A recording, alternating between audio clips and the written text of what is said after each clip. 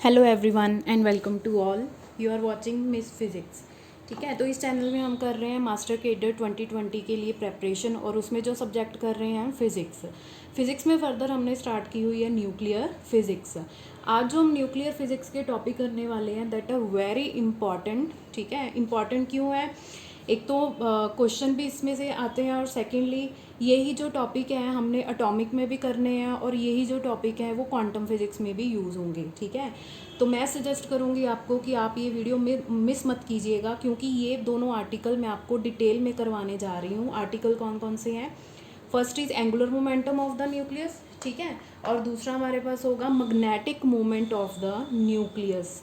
ये दोनों टॉपिक बहुत ज़्यादा इंपॉर्टेंट है। क्वांटम में मैं बता चुकी हूँ, क्वांटम में भी यूज़ होते हैं और एटॉमिक एंड मॉलिक्यूलर फिजिक्स तो है ही सारी इन पे डिपेंडेंट। ठीक है, तो इन दोनों इस वीडियो को मिस नहीं करना, लास्ट तक आपको बने रहना है मेरे साथ। ठीक है, तो चलिए स्टार्ट करते हैं। फर्स्ट है angular momentum of the nucleus. Angular momentum of the nucleus is called also called nuclear spin. ठीक है, अब इसमें कंफ्यूजन क्रिएट नहीं करनी कि स्पिन हमारे पास जैसे एक होती है कि स्पिन क्वांटम नंबर, या हम स्पिन बोल देते हैं कि हाफ होती है माइनस हाफ होती है। नहीं, ये न्यूक्लियर स्पिन वो वाली स्पिन नहीं है। इसको जस्ट एक नाम दिया हुआ है कि क्वेश्चन में या तो आपको लिखा होगा कि find the angular momentum of the nucleus, ठीक है, या फिर आपको लिखा होगा find the nuclear spin. So just another name है न्यूक्लियर स्पिन।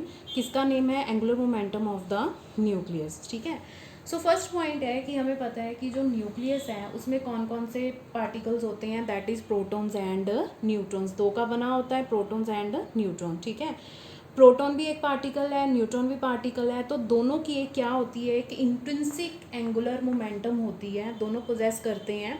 ठीक है, और उसका मैग्नीट्यूड कितना होता है, that is h cross by 2। Clear? So proton होता है, न्यूट्रॉन होता है, दोनों की इंट्रिंसिक मैग्नेटिक मोमेंट का मैग्नीट्यूड कितना होता है, h cross by 2, where h cross is h divided by 2 pi and h is what is h stands for, that is Planck's constant. ठीक है, आप लोगों को शायद लग रहा होगा कि मैं ऐसे बच्चों की तरह आपको समझा रही हूँ, बट इसीलिए मैं आपको समझा रही हूँ कि ये टॉपिक बहुत ज़्यादा इंपॉर्टेंट है। सो स्टेप बाय स्टेप आज की वीडियो में मैं सिर्फ दोनों टॉपिक कवर करूँगी। ठीक है, but step by step cover करूँगी ताकि आपको वो क्रैम करने की ज़रूरत ना पड़े। आपको इसके रिलेटेड, दोनों टॉपिक के रिलेटेड आपके सारे डाउट इस वीडियो में क्लियर हो जाएंगे। ठीक है, okay, so let's move further.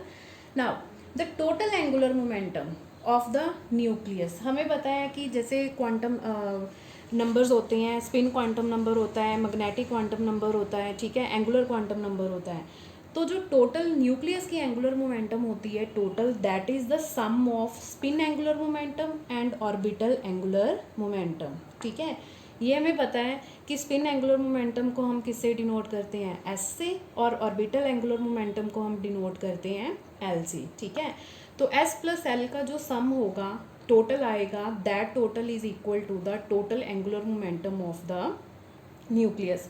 और टोटल एंगुलर मोमेंटम में टोटल एंगुलर मोमेंटम है जो न्यूक्लियस की, उसको हम किससे रिप्रेजेंट करते हैं, आई से। ठीक है, अब हम नेक्स्ट करेंगे। अब देखिए, जो न्यूक्लियस है, पूरे का पूरा न्यूक्लियस, ये फॉर्मूला हमने किसके लिए लिखा है, पूरे फुल न्यूक्लियस के लिए। ठीक है, बट न्यूक्लियस में आगे फर्दर क्या है, प्रोटॉन्स एंड न्यूट्रॉन्स। तो हमारे पास यहाँ पे दो टाइप की एंगुलर मोमेंटम आएगी। फर्स्टली तो हम क्या करेंगे, एक इंडिविजुअल न्यूक्लियन की angular momentum, total angular momentum find करेंगे। ठीक है, और अगर न्यूक्लियस में एक से ज़्यादा न्यूक्लियन प्रेजेंट है तो वो टोटल जो उसकी फिर टोटल आएगा वो फर्दर उन न्यूक्लियस की एंगुलर मोमेंटम का क्या होगा, टोटल। तो दोनों में थोड़ा सा डिफरेंस है। हम वन बाय वन कैलकुलेट करते हैं कि जो spin quantum number, spin angular momentum है उसका मैग्नीट्यूड क्या होगा, और जो ऑर्बिटल एंगुलर मोमेंटम है उसका मैग्नीट्यूड क्या होगा। Okay, now let's find the total angular momentum. Total angular momentum find करने के लिए, ठीक है, हम फाइंड करेंगे spin angular momentum and orbital angular momentum. जैसे कि मैंने आपको पहले ही बताया है कि हम सबसे पहले एक न्यूक्लियन के लिए कैलकुलेट करेंगे वैल्यू। ठीक है, जब एक न्यूक्लियन के लिए वैल्यू आ जाएगी तो जब वैसे ही सभी न्यूक्लियन के लिए फाइंड करके फिर उसका हम क्या करेंगे, सम, तब वो जो टोटल एंगुलर मोमेंटम आएगी that is for the nucleus. ठीक है, सो हम इसमें अब कर रहे हैं कि एक न्यूक्लियन के लिए स्पिन एंगुलर मोमेंटम हम कैसे फाइंड करते हैं। ठीक है, सो देखिए, फर्स्टली स्पिन एंगुलर मोमेंटम होती क्या है? It is due to the spinning motion of a nucleon about an axis passing through centre of mass. CM का मतलब है सेंटर ऑफ मास, ठीक है। कि जब एक न्यूक्लियन है वो अपनी एक्सिस के अबाउट, जो एक एक्सिस के about that is passing through centre of मास के अबाउट वो स्पिन करता है, उस स्पिन की वजह से जो एंगुलर मोमेंटम आती है that is spin angular momentum, ठीक है। स्पिन एंगुलर मोमेंटम को हम डिनोट करेंगे small sc। Again I am repeating, we are finding the angular momentum for a nucleon. So जब एक न्यूक्लियन के लिए फाइंड करेंगे तो हम लेटर यूज़ करेंगे यहाँ पे स्मॉल, क्लियर है। And third is its magnitude is given by, जो एंगुलर मोमेंटम है, स्पिन एंगुलर मोमेंटम है, उसका मैग्नीट्यूड कितना होता है? √s into S plus one into H cross. Remember कि एच क्रॉस अंडर के बाहर है, ठीक है।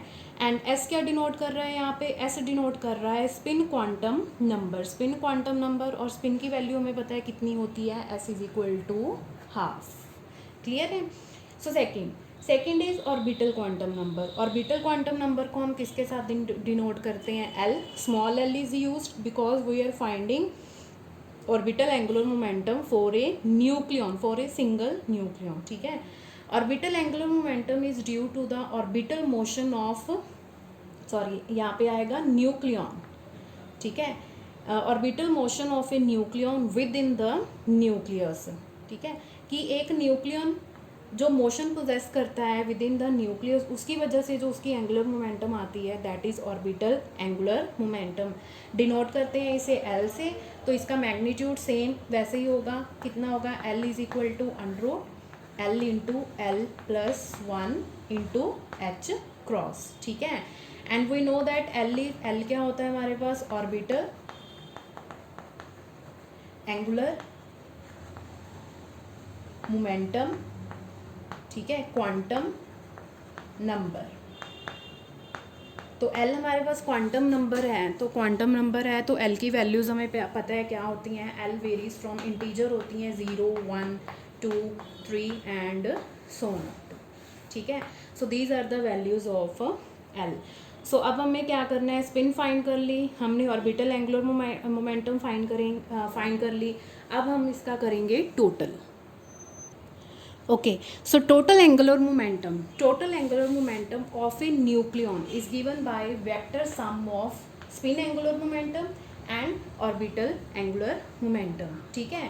For a nucleon, एक न्यूक्लियन के लिए हम जो टोटल एंगुलर मोमेंटम है उसको रिप्रेजेंट करेंगे स्मॉल जे से, ठीक है। तो जैसे हमने पहले कहा था कि टोटल किसके इक्वल होगी? Sum of L plus S, orbital and spin angular momentum, ठीक है।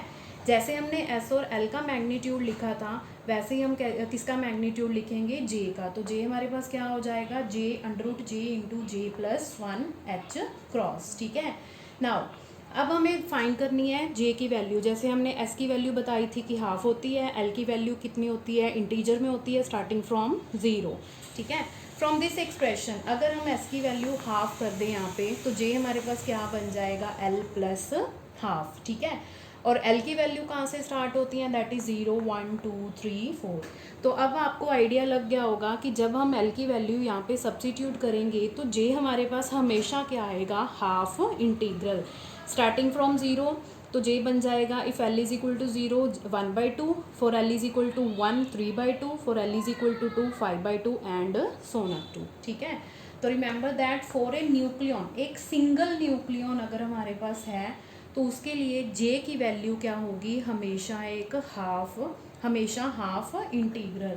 आई रिपीट अगेन, ये किसके लिए है? Just for a single nucleon, ठीक है। अब अगर हमारे पास कोई न्यूक्लियस ऐसा है जिसमें एक से ज़्यादा न्यूक्लियन प्रेजेंट है तो उसकी एंगुलर मोमेंटम हम कैसे फाइंड करेंगे? बिल्कुल सिंपल है। जे हमने निकाल ली एक न्यूक्लियन की एंगुलर मोमेंटम। सिमिलरली जैसे सपोज कर लो फर्स्ट की एंगुलर मोमेंटम क्या होगी? J1, सेकंड की कितनी होगी? J2, थर्ड की कितनी होगी? J3, ठीक है। तो अब इनका अगर हम फर्दर सम कर देंगे, टोटल कर देंगे तो वो हमारे पास आ जाएगी total angular momentum of the nucleus. Okay, so for a nucleus, अब यहाँ पे हमने न्यूक्लियंस के लिए फाइंड कर ली, अब किसके लिए फाइंड करेंगे? न्यूक्लियस के लिए, ठीक है। So the total angular momentum of a nucleus is sum of total angular momentum of all nucleon. जैसे मैंने आपको ये इक्वेशन में बताया है कि सबके लिए जे की वैल्यूज फाइंड करेंगे, उसका फर्दर हम क्या कर देंगे टोटल। ठीक है, जो टोटल एंगुलर मोमेंटम होती है न्यूक्लियस को, उसको हम रिप्रेजेंट करते हैं आई से। ठीक है, तो आई का मैग्नीट्यूड कितना हो जाएगा, अगेन जैसे हमने फाइंड किया है सभी का, I into I plus one into H cross. ठीक है, अब फिर से यहाँ पे भी हमें आई की वैल्यू क्या करनी पड़ेगी, डिफाइन करनी पड़ेगी। ठीक है, तो आई की वैल्यू हमारे पास होगी इंटीजर में, it will be a integer. कब, व्हेन ए इज इवन, ए क्या होगा हमारे पास, इवन होगा। मीन्स जो हमारे पास मास नंबर है, नंबर ऑफ न्यूक्लियंस हैं, वो क्या होंगे, इवन। क्यों, देखिए यहाँ पे अगर हमारे पास एक न्यूक्लियन है, सपोज कर लो उसके लिए जे की वैल्यू कितनी है, हाफ। ठीक है, दूसरा न्यूक्लियन है उसके लिए J2 हम लिख लेते हैं, उसके लिए भी सपोज कर लीजिए कि जे की वैल्यू कितनी है, हाफ। ठीक है, तो अगर दो न्यूक्लियन है, इवन नंबर ऑफ न्यूक्लियन है, तो टोटल जे कितना बन जाएगा हमारे पास 1, तो वो क्या आएगा, इंटीजर आएगा। ठीक है, and I is equal to half integer. ठीक है, ये क्या बनेगा हमारे पास, हाफ इंटीजर। इफ ए क्या होगा हमारे पास, ऑड होगा। अब ये आपको अंडरस्टूड हो गया होगा कि अगर हमारे पास सिमिलरली तीन वैल्यूज़ हम कंसीडर कर लेते हैं कि J3 भी है हमारे पास हाफ, तो इनको कंबाइन करने का तरीका होता है, मैंने डायरेक्टली 1 लिख दिया, वो 1 नहीं आएगा, उसके साथ कोई और आंसर भी आएगा, उसके रूल हम अलग वीडियो में करेंगे। ठीक है, तो यहाँ पे अगर हमारे पास 3 न्यूक्लियन है तो उनका जो टोटल जे आएगा वो क्या आएगा हमारे पास, half integral. Is it clear. अब जे और आई में कंफ्यूजन क्रिएट नहीं करनी, जे हम सिंपल यूज़ कर रहे हैं, सिर्फ जे हम यूज़ कर रहे हैं फॉर 1 न्यूक्लियन और आई हम यूज़ कर रहे हैं फॉर फुल न्यूक्लियस। ठीक है, क्लियर है। सो this is all about the angular momentum. Simply हमने बिल्कुल सिंपल तरीके से किया है कि एस का मैग्नीट्यूड क्या होगा, एल का मैग्नीट्यूड क्या होगा, फिर हमने एक न्यूक्लियन के लिए वैल्यू फाइंड कर ली जे। ठीक है, फिर अगर एक से ज़्यादा न्यूक्लियन है किसी न्यूक्लियस में तो उसकी टोटल एंगुलर मोमेंटम कितनी आएगी हमारे पास, I. So this is the final formula for total angular momentum I. और ये वैल्यूज़ आप क्या करना है, आपको याद रखना है कि I will be a integer value if A is even, number of nucleons are even, and it will be a half integer if A is odd. ठीक है, सो नेक्स्ट हमारा इससे भी ज़्यादा इंपॉर्टेंट आर्टिकल करते हैं, that is magnetic moment of nucleus.